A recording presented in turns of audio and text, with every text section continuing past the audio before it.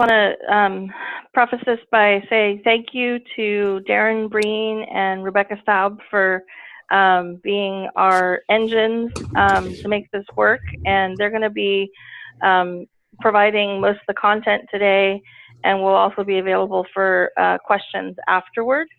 The other thing I just wanted to say is Rebecca's been doing a great job putting together a reference material kind of booklet for everybody, so that'll be provided afterwards as well. And the floor is yours, Rebecca. Thank you, Kristen. Hello, this is Rebecca from the Lead Center speaking. Thank you for joining us today as we formally introduce you to the new Norcal websites. I'm sure I speak for a lot of us when I say we are excited to be in the final stages of this project. But I think we're even more excited to see how the new websites will help all of our centers excel in bringing in more clients and really just making it easier for everyone to utilize our services.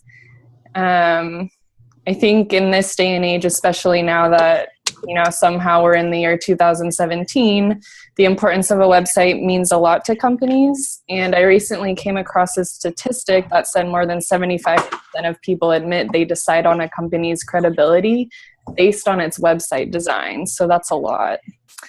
And before I pass it over to Darren Breen, our web designer, for a brief training on how to edit your website's content, I just wanted to go over some features of the new website and address some comments that a majority of you may have brought to my attention. And like Kristen said, we will have time for questions at the end. And then also, as Kristen mentioned, I created a very detailed step-by-step guide on how to edit the new sites. And I am anticipating that will be ready for you on Monday. And at that time, we should also have a setting that Darren will explain where you can request an account on the website. And so we will be able to get you set up with your accounts sometime on Monday. So each center, or can you guys see my screen? Yep. Okay, good. So each center's website is designed to maintain a cohesive branding for the network while highlighting each of your locations and the services you provide. We're using North Coast's website today as an example, but I don't know if you have seen the other ones. Here are some examples. As you can see, everyone has their own logo and location on it. There are visual aspects of it that make it very specific to your area. There are also these home slides that rotate every few seconds. And then everyone has your success stories and your events and workshops on the home page. Here's a few more examples. Yeah, so they're all unique. And I also wanted to address that the URL you see in the browser right now is just for developing purposes, and based on our timeline, once all of your specific edits have been made, the sites will go live around January 20th, and that is when the URLs will be changed to your current domain, which is yourcenter.org. So North Coast will say northcoastsbdc.org in the future. And so in order to maintain the uniqueness of what your center has to offer, you will be able to change these home slides. Right now they're just set to defaults, kind of talking about a lot of things that we all offer. So you can keep them if you want, or you can change them. So like I said earlier, the homepage also features your own success stories and their images and your own events and workshops. But in keeping with a brand and a website that makes it easiest for users all over our area, the features that are to remain include this What We Do area and the Apply Now bar. The tabs up here should also stay where they are, and they are the same on every single website. However, we are aware that some centers offer varying resources, and we are more than willing to help you create new tabs to accommodate some of these aspects. So if you come across anything like this, just please contact me and we will work with you to help implement them. Another thing I want to mention is the calendar page where the events are is now set up to only show your center's events. Darren will go over this in a moment, but the events and workshops that appear in the calendar are not pulling from anywhere like Neosera. They appear when they are uploaded by yourself. And there is a spot when you are adding events and workshops for you to insert a registration link, and that should be a URL to either Neosera or Eventbrite or wherever your center collects event registrations. I have been spending time uploading your events from your current websites as they come in. So by the time the websites are live, they should be up to date with your upcoming events. And another feature that is implemented is that the apply block appears on every page down here in red at the bottom. And that just makes the call to action of applying to your center an always obvious and constant option. And if you've noticed, there's also the option to change the language on your web page, which is awesome. So overall, the websites are designed to make the user, as we say, think as less as possible, and to make sure your center strengths are highlighted through visual impact and easy navigation. And I just wanted to reiterate that we are more than willing to add new pages depending on your center's needs. And I am very grateful for all of your insightful feedback throughout this process. And now I'm going to pass it over for Darren for a brief training on how you can customize your site's content to best suit what you want it to say. Okay. Excellent introduction, Rebecca. Let's see. So I guess let's just start off with logging in. I will go to, in this case, as Rebecca said, this URL is a temporary development URL. But this address relative to the URL will remain the same. It's /user. This gets me to the login screen. It will, and this is also where you will go. I just realized it's not there now, but you will see a third button that says request account. After we hang up, I'll go ahead and activate that. I deactivate it because you can get some spam that way. So this is where you log in, but ultimately too, in the short term, this is where you can apply for an account, and then we'll go ahead and approve the account and assign the domain to which it belongs. So I will log in with my account here.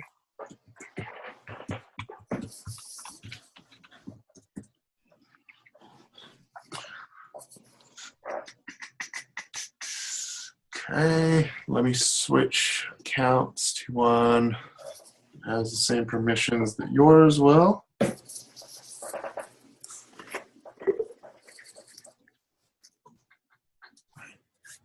And you'll notice that the toolbar, so now we're logged in. So you see there's a black toolbar up top. It's telling me I'm logged in, but it's also telling me, so let's go back to the home page. All right. So it's pretty straightforward. I mean, as Rebecca said, it's adding pages and whatnot is probably best done through the lead center. So what is there is fairly straightforward. So under content, you'll see if I scroll over that, I add content. Here's my choices of what I can add. I can add a person, that's what that means. A client story, a calendar item, events and workshops, or a news or announcement. This is, ignore that, that's residual. I can also, as I'm going through, let's jump to a page here. So Sorry. Yeah. Can I interrupt for 1 second? Of course. Sorry. Could you possibly make your screen a little bit bigger so we can actually see the, like, for some reason how it's showing up on my computer, it's really tiny, those words. Thanks. What is that better? I'm sorry. I can't tell until you go and look. It's still really tiny, but I'll you know, you can see when you start scrolling down. Sorry, I wish I was trying to do it and I realized it's your screen. I can't do it.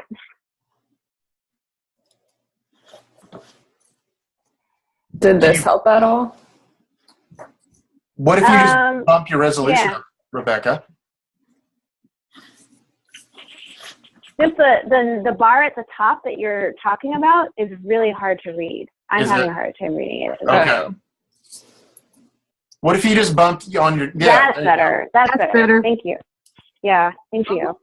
Sorry to interrupt. Oh, no, please. I mean, if anybody, if I'm going too fast or if I'm skipping over, I mean, it's all sort of second nature to me, but if it's not, feel free to interrupt me, by all means. Okay, thank you.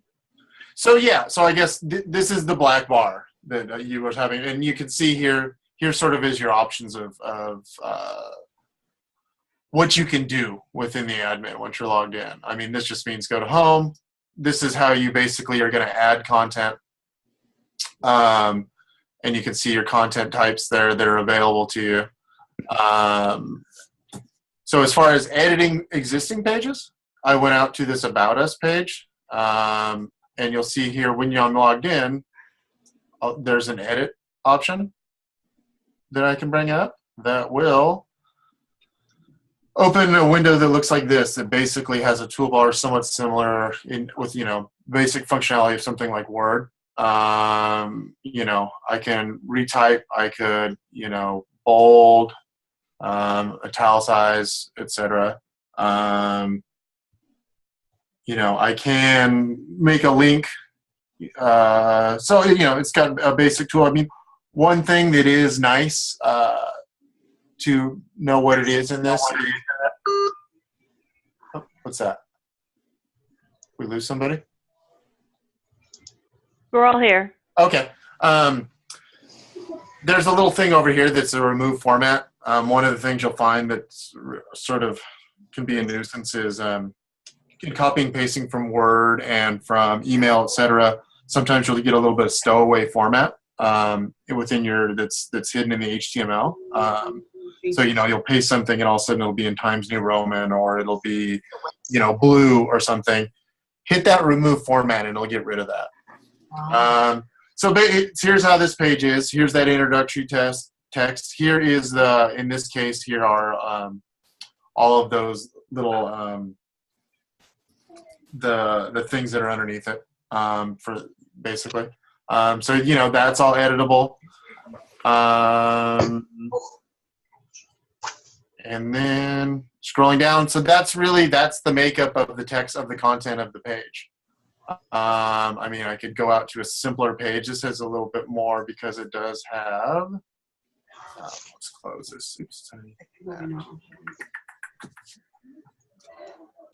can't get to it.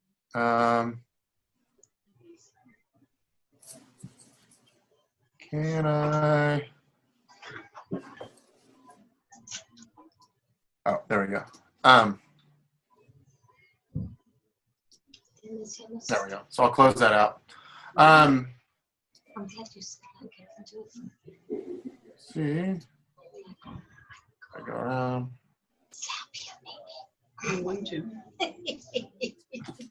Something like this. It's a little simpler page. It doesn't have those bullet points below. There it is. That's the content of the page. You'll notice a link's been created here, which is pretty easy. I could just go up here. I still want a link there. Click that little link icon. It'll show me how to create a link. So that's how the basic static pages are edited. Again, as you go through, you'll see there's an edit. What doesn't have an edit or doesn't have a yes, it doesn't have an edit are these things that are more dynamic pages that are made up of pieces of content that are being aggregated there, such as the calendar, What else is a dynamic page in this? The news and announcements, the FAQs for that matter. So as far as how to add those, if I go up here, click add content, this is, again, it'll bring up a form very similar to the page. In this case, this is the form specific to a news post. If I click on that field, I'll just put one for right now. Yeah. Las Vegas. Story. I don't want what this promote to homepage banner means is, does it go on the homepage? I'll put no. Is there a featured image with the story? No. I'll leave that blank. I'll just type in news post text here. And I'll click save. And if I go out, so there is the news post. And if I go to news and announcements, now it's at the top of it's the most recent. So it's at the top of the stack of news and announcements.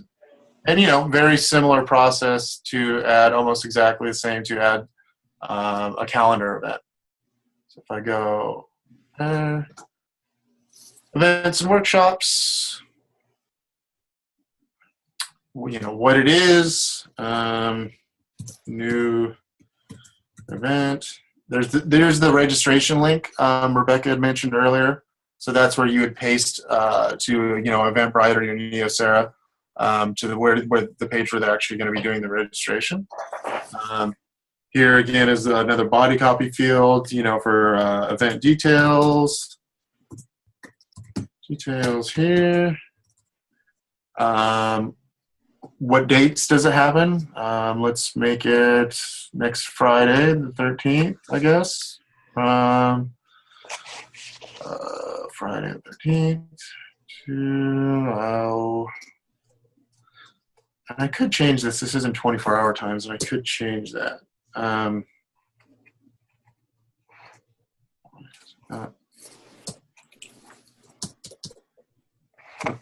Not letting me change the thing. I don't know if that's a screen sharing thing. Well, I'll just leave the time how it is. Location name. This will give you the little Google map. Event contact price. And you can include an image with it. I hit save. Now, if I go calendar, so you'll see here's the detail page. If I go to calendar,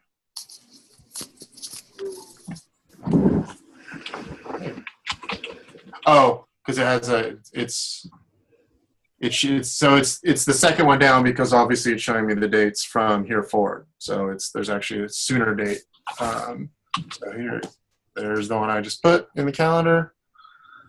There it is. So that's how adding content works, basically. And you can see that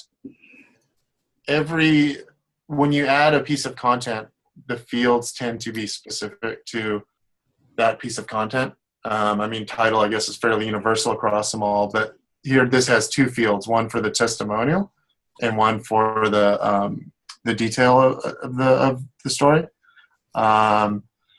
This is where you add an image, and I should go through. I'll try and do this. It's dawning me now. I'll go through and put minimum size. I'll put a little note down here on minimum pixel dimensions that the photo should be, just so you're not putting a really small picture there. But again, as I scroll down, you'll see the fields are specific to that content type, and they all have a place where they go inside of the template. So it's all pre-formatted. You don't have to worry about it. You just fill it in and hit save, and everything should go to where it needs to go.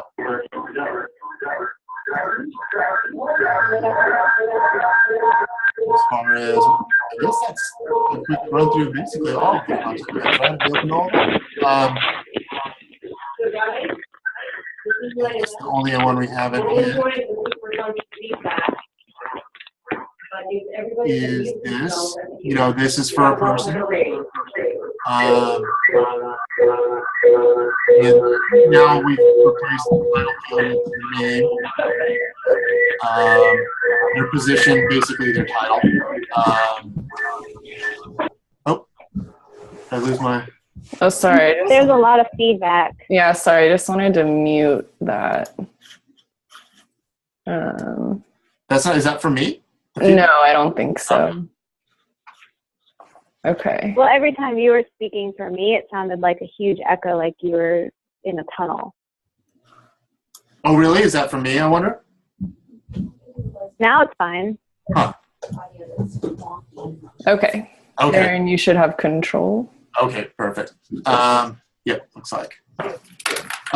So anyway, I mean, here's the content. Here's how to add a new person to it.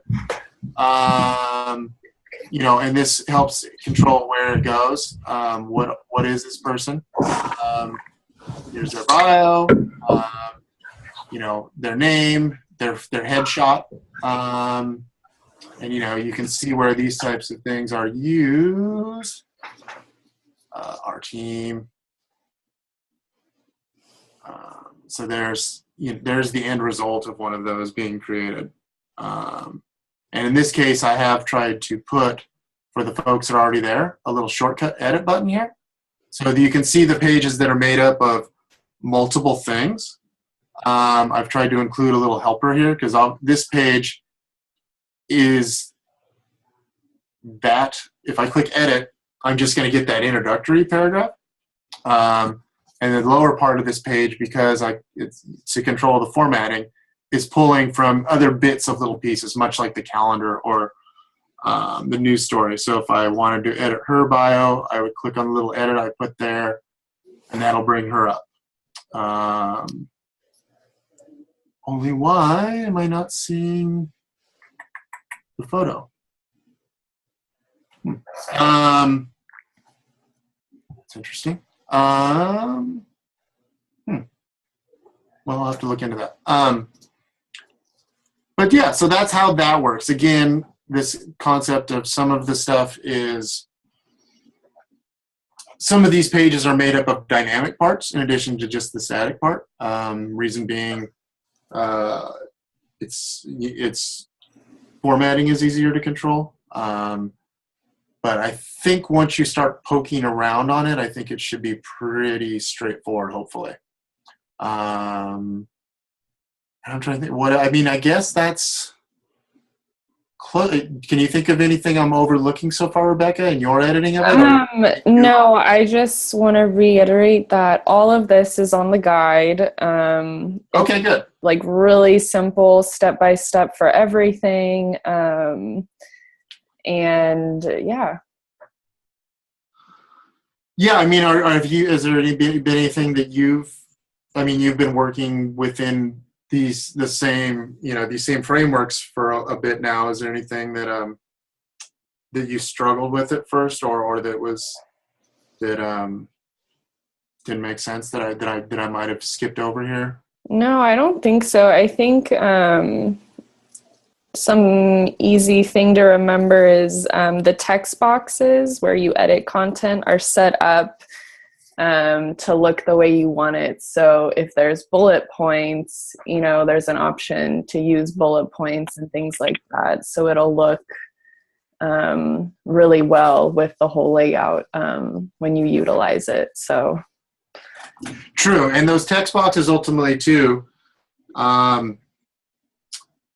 I've limited, or the amount of tools are there so that they'll keep consistency. There aren't necessarily tools in there to redo font sizes and whatnot, and or to change font colors or background colors or whatnot, so that it'll have a nice consistent look and line spacing and whatnot from page to page, and type treatment from page to page. But there is a fairly robust tool set within that. some of these you may very well, I mean, like I can view the HTML source. I mean, that probably doesn't mean that much to a lot of you, but so there are some tools in here that ultimately probably will never be used, but they are there, and certainly there are more that could, I guess, be added if need be. But I think that should get you through. Oh, and I guess I should cover this too. There is the ability, to put in, say if part of the tool set is things like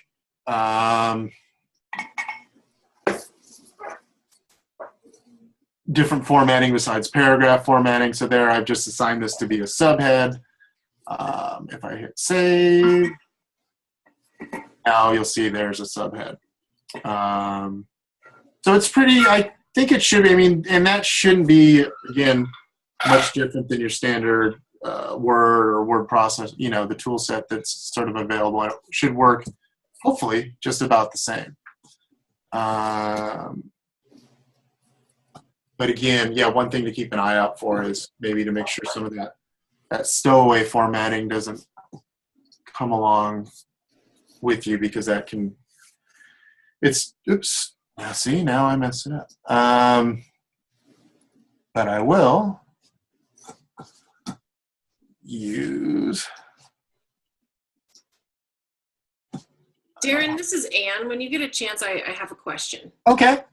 Let me just change this back to a paragraph instead of the subhead. There we go. Okay, shoot. If a center has a YouTube video or something along those lines that they want to post on their page, can they put that on like the news and announcements page and just include a link to the YouTube video and a widget will be pulled up? Or is that not an option, or is there some other way to do it? There's a couple different ways. I mean, I could include the ability to, certainly, linking out to it obviously that's easy, and that you could do that right now. I could include the ability to, there is a filtration system. This actually will filter out some things, and I could expand the filter so that, let me switch back to my account.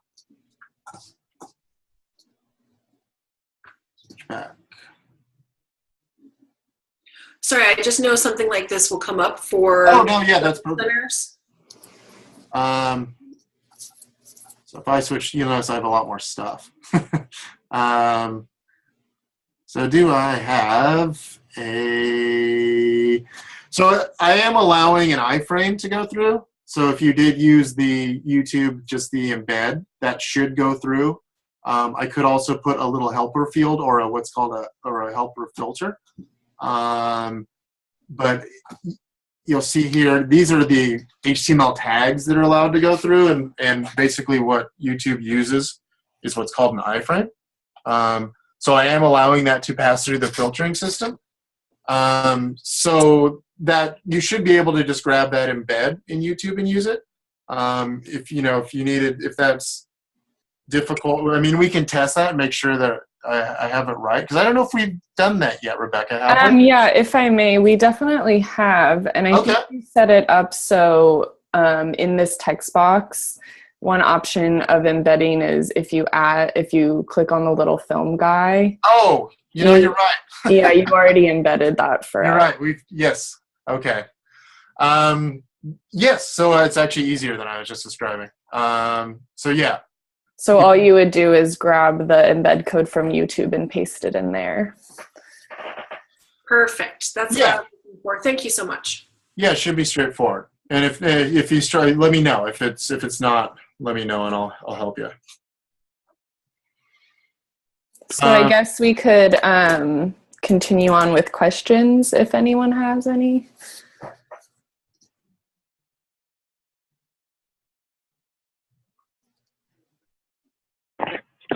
This is Miriam. I have a question. Are you able to change the photos behind the like about us or the services or whatever? Or is that set? Yes, you can. I think I would have to check with Kristen. If you're still here, Kristen. Yep, I'm here. To see if that is something possible for every center. Yeah, I think there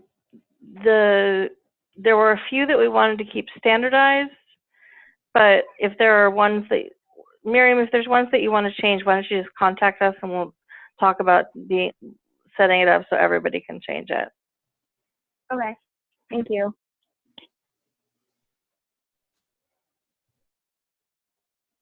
Hi, this is Carrie. Can you hear me? Yep. Mm-hmm. Yep. Okay. I came in late, so I don't know if this was already covered, but I just want to know that these are going to be compatible to work with mobile devices, correct? Yes. I can't do it. Can I do that, Rebecca? Can you? Well, I guess I'm controlling your screen. Can you grab the corner and drag it in? Oh, sure. Yeah. Hold show on. what it looks like as you go down in screen size? Yeah, of course. And let me reset it. Okay. I mean, of course, this is sort of approximate, but and then there is still a little bit of fine Let me tuning. go to the home page.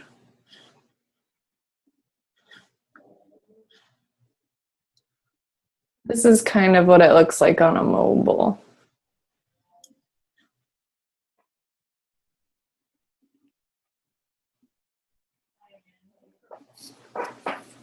But yes, it is mobile friendly. Oh, good. Okay. Yes, it's done in what's called a responsive layout. So basically, there's breakpoints for different screen sizes, whether they're tablet or mobile or desktop. But yeah, and there's still maybe I want to do a little bit more testing on that before we go, but they're 99% there as far as multi-device support. So Darren, if people go to their development site address on their mobile phone, they should be able to see that at this point? Yes. Okay, great. Yes. Yeah, well, definitely. I mean, it is, they are there, whether it's tablet or mobile or, desktop.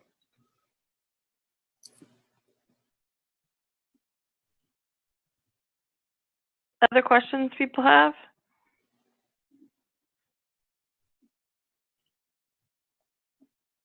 Well, hopefully everybody's quiet because they're interested in getting in there and playing with it. And anything else, Rebecca, Darren, that you wanted to say? I would just say I will be reaching out with an email with the guideline and just detailed instructions on how to request an account. Yeah, the guide seemed really thorough to me and very easy to use. So I still want to look over just a little bit more, but I mean, it seemed like everything was there. So yeah, I imagine that any questions will be answered in that. Mm-hmm.